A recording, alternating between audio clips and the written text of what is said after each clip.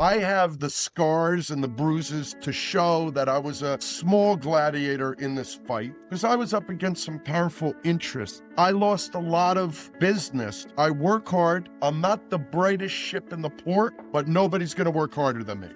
I didn't get the courtesy of any of those casino moguls calling me and talking it through. When they found out I was onboarding PokerStars to bring iGaming to America, I lost them all. And I really thought that I was going to lose my job. But Isai Scheinberg said to me, Bill, I need you focused on the value proposition of bringing iGaming. I don't need you focused on how you're going to pay your mortgage.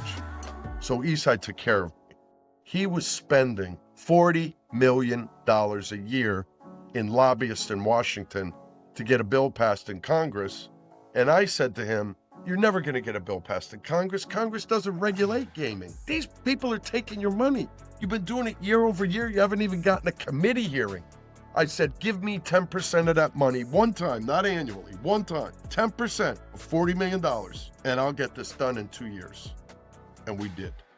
I had a migraine headache, a really bad headache. And my mom takes me to the hospital and I hear the doctor take my parents out of the room, shut the door, and he said to my mom and dad, I think your son has spinal meningitis. And if he does, this is going to be a big problem, life-threatening.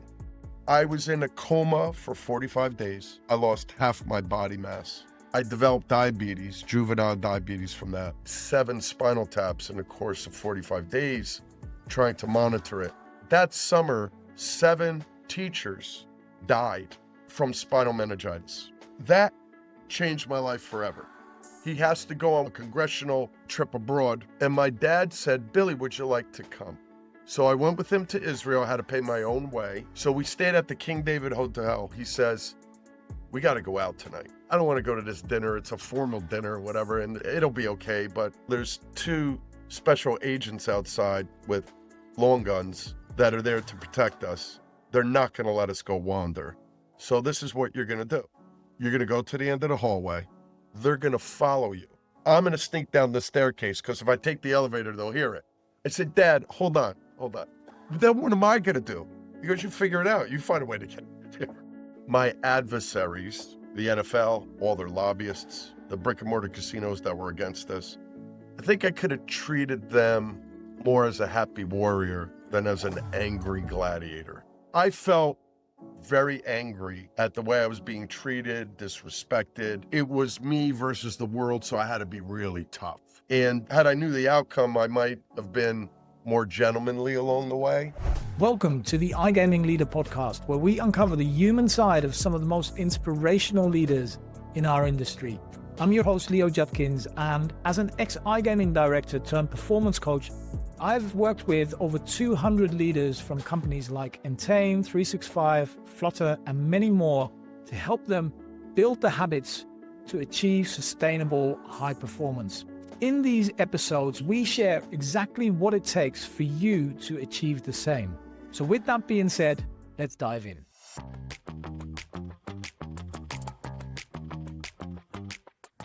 Hey everybody, welcome to the iGaming Leader podcast. I am here with Bill Pascrell III, amazing guest who, Bill, we met in Lisbon. Julia introduced us. Really cool.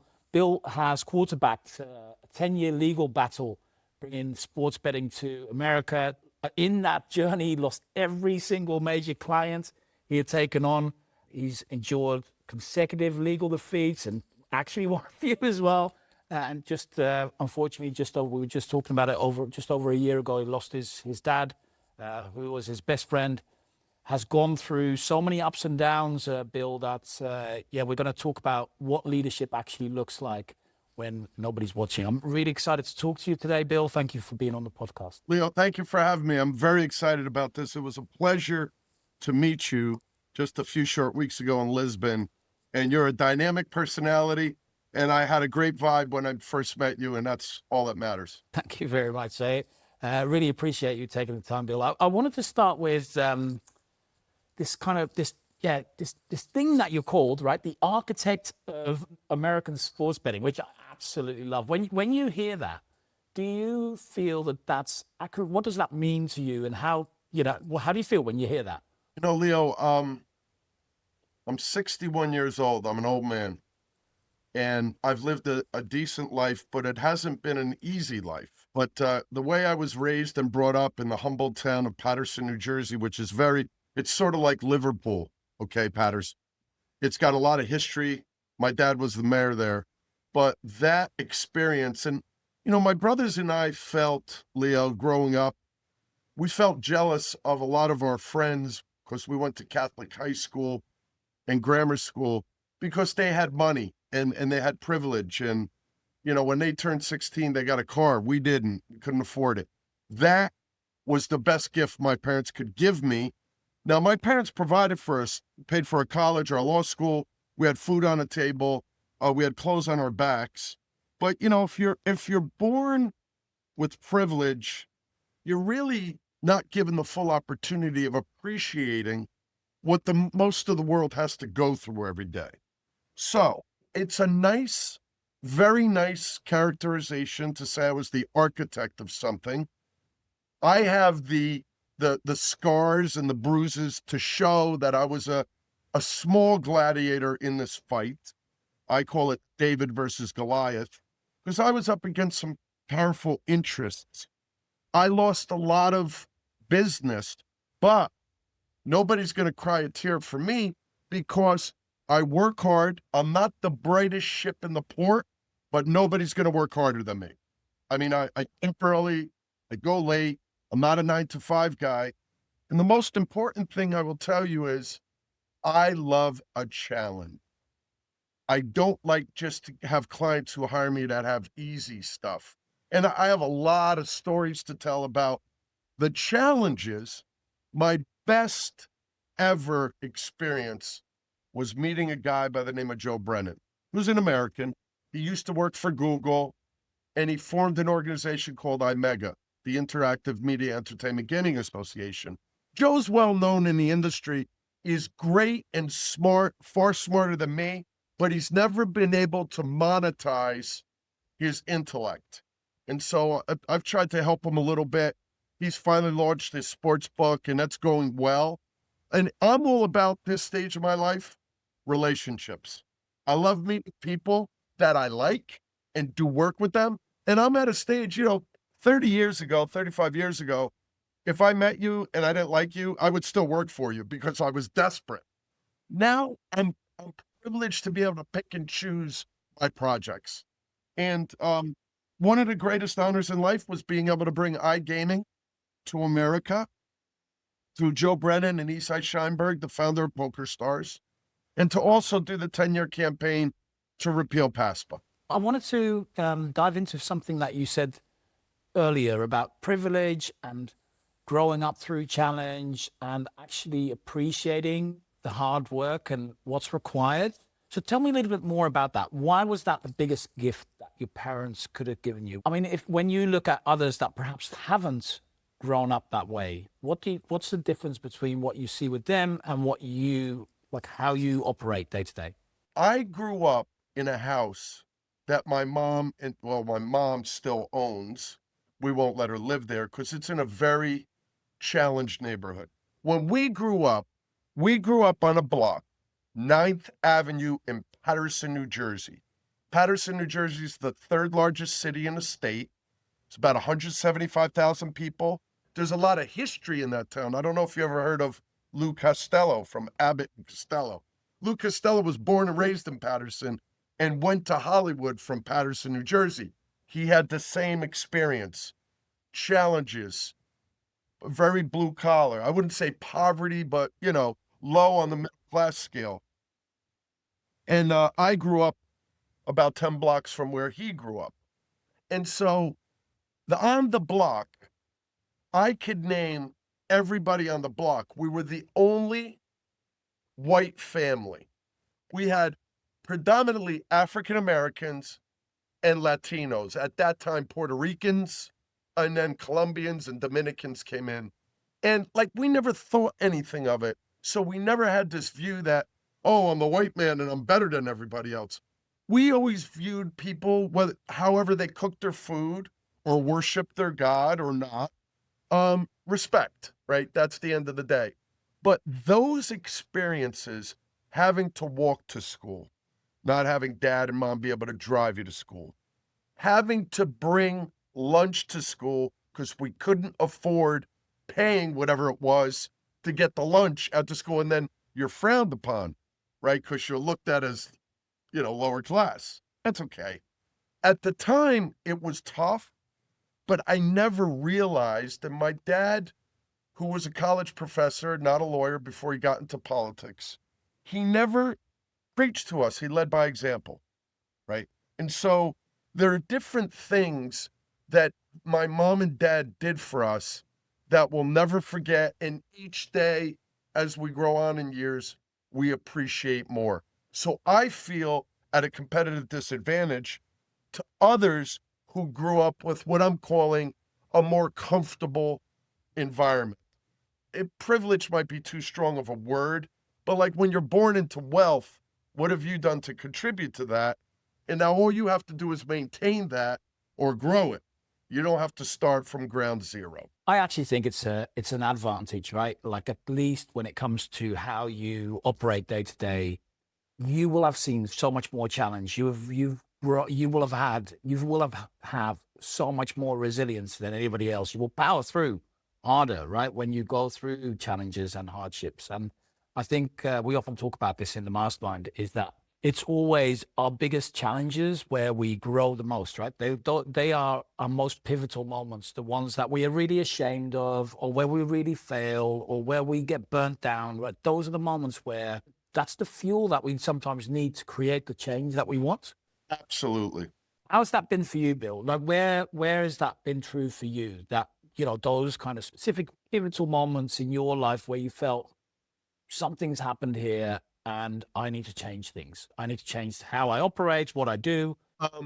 In fourth grade, I'm going to get a bit emotional, but I had a dear friend, Tommy Blackburn, and Tommy and I did a lot of great stuff together as kids, riding bikes and playing stickball and all those things. And I came to school on a Monday morning, whatever year it was, fourth grade, and the teacher announced, and I didn't know this because I didn't see Tommy on Sunday because we would go to church. Tommy would do his own thing. Tommy lived right around the corner from me, about a block away. Tommy went with a bunch of boys Sunday afternoon and hopped fences, and he hopped the fence, fell into a swimming pool and drowned. He couldn't swim. That was a life changer for me because it was my first experience with death, not of a family member, but of a good mate. And that changed me a bit because I looked at life a little differently. Maybe I'm not going to live forever where you think you are when you're, 10 years old, right? You think you're going to live forever. And looking at life just a little differently, it was hard. The grief was painful, but it built and grew me. And I think I became a better person for that. About 6 years later, I'm going to Don Bosco Tech High School, which is a Catholic high school, predominantly technical, right? You're going to do auto parts or carpentry or electronics. I was going to college because my dad, that was the given. You're going to college. So when I was 16 and a half years old in the summer, I'm a lifeguard at a local swimming pool. Like, we never had a pool. We had to go to the community pool. So I was a lifeguard there, and I was not a waiter. I was a busboy cleaning tables at a restaurant, a local Italian restaurant that my mom or dad would pick me up when I was done with work. And this was cross town. So that was a lot on them. And I had done lifeguard duty during the day, went home for an hour or two, and then went to the restaurant. It was called La Trattoria. And my dad picks me up probably around 10:30 at night, something like that, on a weeknight. And I had a migraine headache, a really bad headache, which I had never had. And I was complaining in the car, and my dad said, well, you're working so hard. Go home, relax. So I went home, went to bed. It was summer. It wasn't a school night. And I woke up with like real massive head pain. And my brothers called my mom, who was working. She was in a doctor's office, not a nurse, but an administrator. And my mom had the wherewithal to think there's something bad here. She comes home, takes me to the hospital. The next thing I know, I'm in a fog, and I hear the doctor take my parents out of the room where he was examining me. Touched the back of my neck. They did some blood work, feeling the skull, taking the vitals. And it's funny because I was out of it. I couldn't see great. It was foggy. They were in the doorway. They didn't shut the door. And he said to my mom and dad, I will get confirmation of this in another 15, 20 minutes, but I think your son has spinal meningitis. And if he does, this is going to be a big problem, life-threatening. It's the last thing I remember. I did have spinal meningitis. It travels up the spine into the cavity of the brain. My mom saved my life because had she given me aspirin or something or waited a day, it would have got into the cavity of the brain. And my dad always convinces, I think some of it got in there, son. So obviously I survived, but I was in a coma for 45 days. I went from 140 pounds, I don't know kilo conversion, but down to 70. I lost half my body mass. I developed diabetes, juvenile diabetes from that. But my mom and dad tells the story that night when they moved me into the hospital, because of course my mom took me there in the morning, they did a spinal tap where they go into your spine to get the fluid. And he said, Bill, you had 7 spinal taps in the course of 45 days trying to monitor it. There is a medical journal called the New England Journal of Medicine. It's put out by Harvard. I am in that because I was able to survive. They had to shut down the restaurant. They had to shut down the swimming pool to test to make sure nobody else got it. Fortunately, no one else got it. But that summer, 7 teachers died. They were older than me, obviously, from spinal meningitis. That changed my life forever. So that, fortunately I've lived a good life, 61 years old. I've had, diabetes for 45 years, 46 years, and I'm relatively healthy. I didn't shut my life down in terms of drinking and carrying on and stuff like that, but I became far more focused. I was striving to be a professional baseball player. And I was good. I was a center fielder for my high school team, and I was a leadoff hitter. I wasn't a power hitter, but I was fast and I could get on base. And I had the chance to get a scholarship to college. When I came out of the hospital, I was too frail, and the doctor said, "You're not going to be playing baseball for a while." So that ship sailed, and I, through my mom and dad, through my belief in God and that, my brothers, I powered through, fought on, went to a good college and university, then went to Harvard for my master's, then went to Seton Hall Law School. And I wasn't a nerdy student guy, right? But then I realized I'm not going to make a living playing ball. I better find another way. That changed my life forever. And my poor parents, they explained to me what they went through, and my brothers told me they were just torn, But thankfully, everything worked out. Unbelievable story. That must be so hard, right? As family sitting there, not being able to do anything. And I know your father meant a lot to you. He sadly passed away last year. You called him every morning. What were some of the things that, you would talk about? What were perhaps some of the things that you would get out of those conversations that you wouldn't be able to get anywhere else? So my dad played professional baseball, not in the majors. He played for the AA Philadelphia Phillies after college. He went to Fordham University. He was a catcher. He was a good ball player. And because of his catching, he always had problems with his knees later in life. But his parents, both from Italy, both off the boat, okay, at a very young age during the war, wanted their son to be a lawyer. My dad graduated college, the university, and then went on for his master's, and then got into teaching. My grandparents, God rest their souls, William J. Pascrell Sr. and Rafi Pascrell, my grandma, not that they weren't proud of him, but they were really disappointed he didn't become a lawyer. I felt that pressure, even though my dad never put that pressure on me. I felt like maybe there's some way I could make them happy. Sure enough, they were still alive when I became a lawyer. My dad, through inspiration and example, motivated me, not through being didactic or lecturing or preaching. He led by example. Billy, I'm disappointed you did this. Maybe there's another way. Things like that.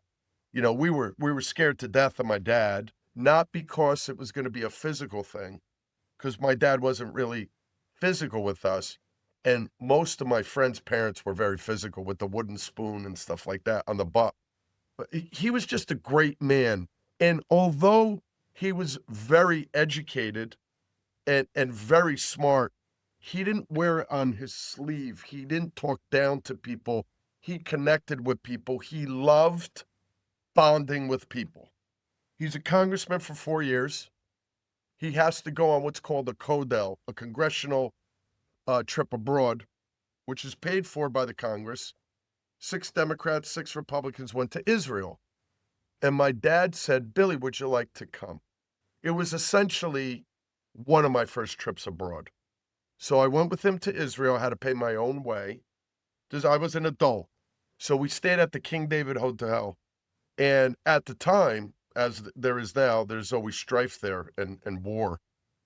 So we had significant protection. To save money, my dad said, don't get your own hotel room. We'll get a 2 beds. Stay with me. And I remember after the first day of activities, we go back to the room at around 5, 6 o'clock. There's a ball game on back in America, the Yankees, and we're both Yankee fans. So Dad said, Billy, we got beers in the fridge here. Let's have a beer. We'll watch a game for a little bit. As we're watching a game and the Yankees are doing well, he says, we got to go out tonight. I go, what do you mean? He goes, I don't want to go to this dinner. It's a formal dinner or whatever, and it'll be okay, but take this ice bucket, walk outside the room and go to the end of the hallway and go get some ice. I said, Dad, what's going on? He said, well, there's 2 special agents outside with long guns that are there to protect us. They're not going to let us go wander. So this is what you're going to do. You're going to go to the end of the hallway. They're going to follow you. I'm going to open the door. As they have their backs to the door and they're following you, I'm going to sneak down the staircase because if I take the elevator, they'll hear it. And we were on like the 20-something floor. I said, Dad, hold on. Then what am I going to do? He goes, you figure it out. You find a way to get it. He goes all the way down to the bottom, goes out the push-through door outside, not into the lobby because there's security in the lobby. It's like he's almost a fugitive, right? So they came down the hallway. I got the ice and I was smiling and they started walking down the hallway. And the further they got, as you know, in most hotels, at each end of the hallway, there's staircases. So I was like, he went down that staircase. I put the ice bucket down. I gently opened the door and I ran down the staircase. I saw Dad outside. He's like, you did it. I knew you would do it. So now those security guards are wondering what the hell happened to him. So my dad and I went out on the town. Now, we had never been to Israel before. We're wandering the streets of Jerusalem, getting a coffee. We had a little bite to eat. And my dad says to me, you go have a smoke, son. I'm going to just check these little joints out here. So I have a smoke, and I saw him wander into this one, I don't know if it was a pub or a cafe, whatever it was. I walk into the place, and he's playing dominoes with total strangers. And he's having the time of his life. He's drinking whatever the little shot of whiskey. And we spent a few hours there. But it's moments like that we never forget. My dad stayed friendly with those guys till the day he died. But, we spoke every single morning. If I was traveling, 6 a.m. Eastern time, right? New York time. If I was traveling and he called me and I didn't pick up, he would just keep calling. He wouldn't leave a phone until I picked up. And so it became hard after he passed, not having that connection. But, I grieved really hard for about a month and a half, 2 months.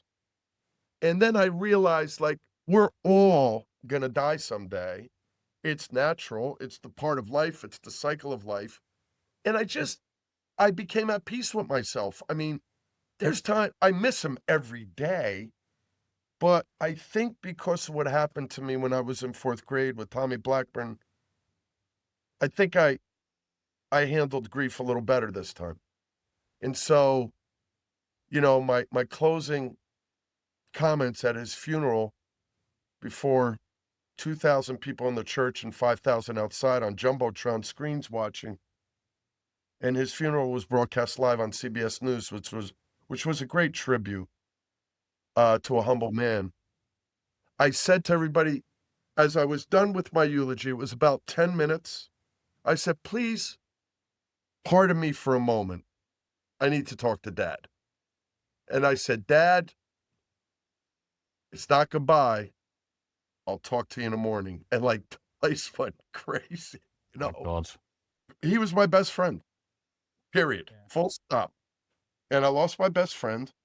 And I'm trying to find my next best friend, and I think it's my son. I love that. Thank you for sharing that. How do you feel now, Bill? Are you lonely now that you don't have those conversations anymore in the morning? No, I'm not lonely because everyone in my life, my family and friends and business partners, gave me room, gave me respect, but didn't abandon me. Like I've also learned because of this death that when somebody loses a very significant other, mother, father, brother, sister, wife, husband, you gotta stay connected.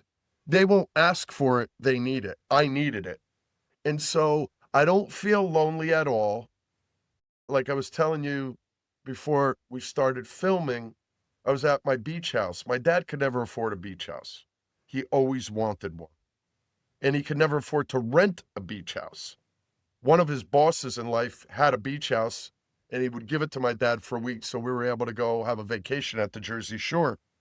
But when I bought this house 5 years ago during COVID, my dad was so proud to come down there, go on the roof, have a beer, see the ocean. We're right on the beach.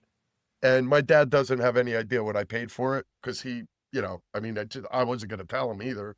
But we enjoyed it for 4 years together, and he had the experiences. So we have a bedroom in the house that's dedicated to my mom and dad. My mom still comes. We have all his stuff up in the room. It's the Bill Pascrell Jr. room, sort of. But I walk into that room sometimes. There's stuff in there that brings back great memories. Like I have a lot of stuff on the walls here from him. I don't feel lonely. I feel blessed. At his funeral, you said something about that it's now up to us to have the courage to follow in his example, right? I love that, especially that word courage. So what does that mean for you, and how does that show up for you? He was a teacher. Then he worked for a mayor as his policy director. Then he started running for office, state legislature, chairman of the party, mayor for 8 years of my hometown, and then Congress for 30 years. What it says to me is like his example of sacrifice and public service for others. Most people have struggles in life that they're not always able to overcome. And so is life all about just grabbing and making as much as you can? I don't think that's what life's about, but I'm not preaching to anyone. I just think his example was giving back, public service, helping others. And so we're in the process of forming the Bill Pascrell Jr. Public Service Institute. We're using his campaign contributions, which my brothers and I could have easily pocketed in our money. He had $1.5 million in a bank. We're starting an institute to teach younger folks and inspire them to get into public service.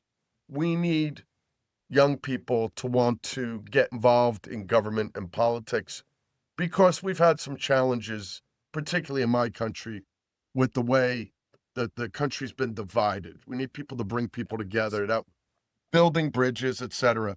So that's what I mean by that. I think it also goes to one of these quotes that I read from also your dad, right? That's said that titles come and go, and in the end, they don't matter. What matters is how we treat each other. I think that's so true. So in treating each other with respect and courtesy and, and being able to disagree with each other, you've gone through so many challenges where the world, it must have felt like the world was against you, and you were fighting that fight. Like how it must have been difficult to always show up with respect and courtesy and perhaps humility and all of that, right? So how's that been for you? I didn't do anything great. It was in my bone marrow what Dad taught us. It just became it was just natural. It wasn't like I did anything special. I don't think it's special to respect each other. I don't think it's special to be able to disagree, but do it in a, in a respectful, harmonious way without being adversarial. I'll tell you one thing which is remarkable to this day. I cannot tell you how many people I've bumped into since Dad's passed that I didn't know. The guy putting in a sprinkler system in my house sends his workers out. I'm making my way home, and my wife says, "You won't believe this. This guy, Willie, started crying. He said, 'Your last name is Pascrell. Are you related to Congressman Pascrell?' He said, 'I had a real challenge getting my green card. And I went to go see Congressman Pascrell. I thought he'd never see me. Not only did he see me, he said, "Don't talk to me over the phone. Come to my office." I had an espresso with him. My dad always had the espresso machine because he's Italian. He said he got me my green card. I would have been, deported or whatever. It's stories like that. But the other thing is, I told you in Lisbon, my first gaming client was Donald Trump and his 3 casinos in Atlantic City. I don't hate Donald Trump. And I have lots of friends who are Republicans. I am a Democrat. But I'm not a left-wing Democrat. I'm a moderate Democrat. My dad despise Donald Trump. He did not like him. A lot of people where I live here, where he was congressman, are really conservatives. A lot of Italian Americans, they would vote for Dad, but they were also big supporters of Trump. And I could never figure out how you could vote for Trump and vote for my dad, but they did. And that was out of respect because they knew that guy was going to fight for them, for what their needs were, both locally and nationally. And so what it means to me is you got to treat everybody as you climb up the ladder of life and start to succeed. You have to treat everybody with respect and courtesy.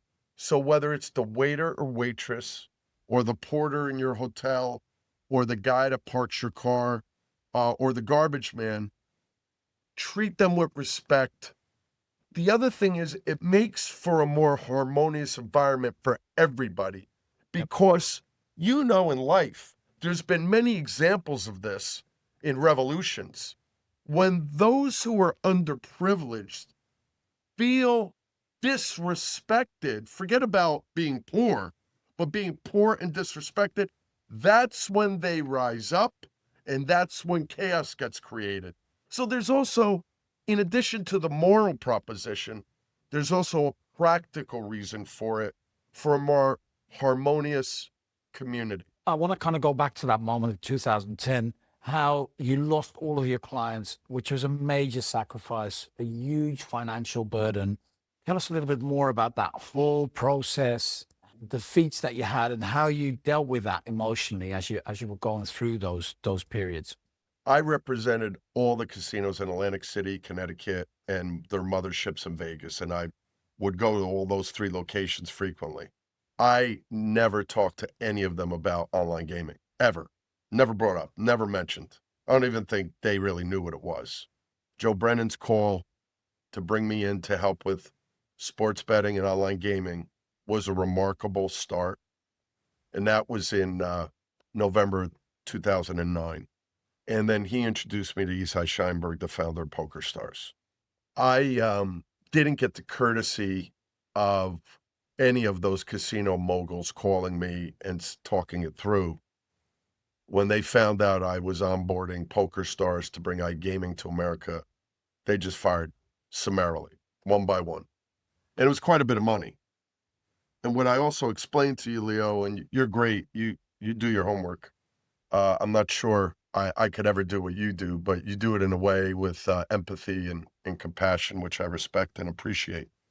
I lost them all, and I really thought that I was going to lose my job. But Isai Schoenberg said to me, "No, Bill, I need you focused on the value proposition of being iGaming. I don't need you focused on how you're going to pay your mortgage."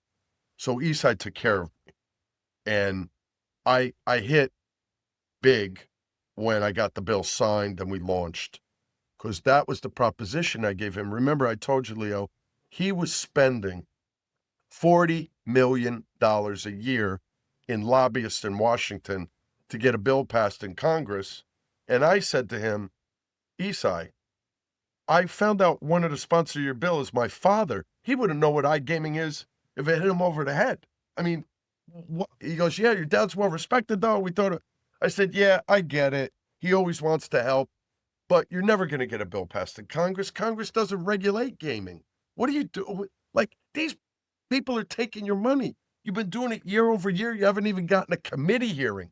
I said, give me 10% of that money one time, not annually, one time. 10% of $40 million, and I'll get this done in 2 years. And we did. And I've been more than made whole. Yeah, it was a struggle for a bit because my partners were nervous about losing these clients and where they're going to go. They're all back. They're all back. You know, we launched, we got the bill passed in 2013 in February, and we launched November of 2013, the first online gaming platforms. It's been extremely successful. Unfortunately, we've only been able to get it done in 7 other states, and hopefully we'll scale that better. There's a lot of reasons for that. But, you know, that 2 years of struggle was worth every single sacrifice. It made me better. It gave me some, I don't know about international, but definitely national recognition. And it put me at a different level. And really, I'm one of the few lobbyists in the country that represents clients across the globe in matters like this. Getting PASPA repealed, bringing online gaming, exchange wagering. I got that done. Recently, fixed odds horse racing, which it was never done in America. And we got it done in 3 states right now. We're about to get our 4th. And then also bringing lottery courier. Those are all new, and those are disruptors, right? Because people get upset about those things that have their own, you know, platform they don't want anybody touching. I go back and thank Joe Brennan for it. I mean, if I hadn't met Joe, I would have just been a casino lobbyist. Yeah, making a decent living, but not anything of consequence. In that 2-year period, were there any moments where you really doubted if you had made the right decisions, where you felt this is just not going to work? You know, this is all going to go wrong? Every day. I'll just give you a couple of quick ones, Leo. I was in Las Vegas with Joe Brennan, and when I would go there, we would go meet with the sports books to educate me on real. I mean, I was always a bit of a sport bettor, but really didn't know much about it because none of the casinos were really able to do it other than Nevada. So we went out to Red Rock, to a casino just outside of Vegas, about a 45-minute ride, half-hour ride. Joe Brennan says to me as we're walking through the hallway, he's not a drinker or a smoker. He said, Bill, when you go outside to have a cigarette, I'm coming with you. I go, why? He goes, Bill, we're being followed. He believed that both he and I were in harm's way with the NFL because they were 1,000% against sports betting expansion. They were really trying to shut this down. And so my dad used to kibitz and say to me, son, when you order soup in a restaurant, make sure somebody else tastes it first, and don't start your car in the morning. Do remote start. Thanks, Dad. Unbelievable. Kind of closing off, Bill, I know there's so much more I wanted to discuss, but it's been really great talking to you. I want to talk a little bit more about going back 2009, 2010, like with this kind of retrospective view and knowing everything you know now, the good and the bad and all the changes and where the industry has gone. Is there anything you would have done differently back then? This is going to sound a bit, maybe not what you're looking for, but it's the truth. I think I could have treated my adversaries, the NFL, all their lobbyists, the brick and mortar casinos that were against us. I think I could have treated them more as a happy warrior than as an angry gladiator. Meaning, I felt it was me versus the world, so I had to be really tough. And had I knew the outcome, I might have been more gentlemanly along the way. But I was very angry at the way I was being treated, disrespected. But that doesn't give me the privilege to return the favor. And that's the one regret I have. That's more of a sleep at night type of thing. It's not like, well, if I had done things differently, I would have been more successful, because I'm very happy with where I'm at. I actually love that answer because, so tell me a little bit more about that. Why is that important to you? Why not be the angry man who is crushed by the big ones? Why instead be the gentleman who just goes about his days? I'll take it to back to my dad. I ran many of Dad's campaigns, and it was hard. He was in some very, very hard races. He always won. But when my dad ran for re-election for mayor of Patterson, he was mayor. He was not supposed to win. A lot of the entrenched powers were against him, and he won. But when he ran for re-election, he had a couple, but one very obnoxious opponent who was going at my dad in a despicable way. I'm running the campaign, and I said, Dad, do you know how much dirt we have on this guy? Do you know what we can do? I'm happy to get it. And my father said something to me I had never heard out of his mouth. He said, Bill, we're not doing that. Because after we win, I have to govern. And I have to govern everybody. And if I have to win by ruining somebody's life. Now, he was tough in the campaign, but what I wanted him to do, he was not willing to do. That says a lot about the character of a human being. And that's why I feel the way I do, where I could have maybe been more of a happy warrior than an angry gladiator. I think it's such a good advice, especially in our industry, which is small. You know, it's a big, like monetary wise, it's a big industry. But in terms of people, we always work with the same people. One day there are competitors, the next day there are colleagues, you know. Yeah. My very last question, Bill, for anybody listening here, so typically C-level execs, VPs, directors, typically in iGaming, you've met so many people along the way. What is, like, if you would look at a leadership quality that you see in some of the most successful people in that segment of the industry that is maybe unseen or people don't really talk about enough, what would that be for you? This is a very important question. I'm going to be in Miami, as I told you, for that Leaders Summit, talking about this very topic. I don't think most people in this industry fully appreciate the importance of people. They understand the importance of their license, of money, of success, of technology, of AI, but not of people. Okay, what do I mean by that? There's a gentleman I met 6 years ago in Barcelona. He's from Australia. He's the CEO of a public company in our industry.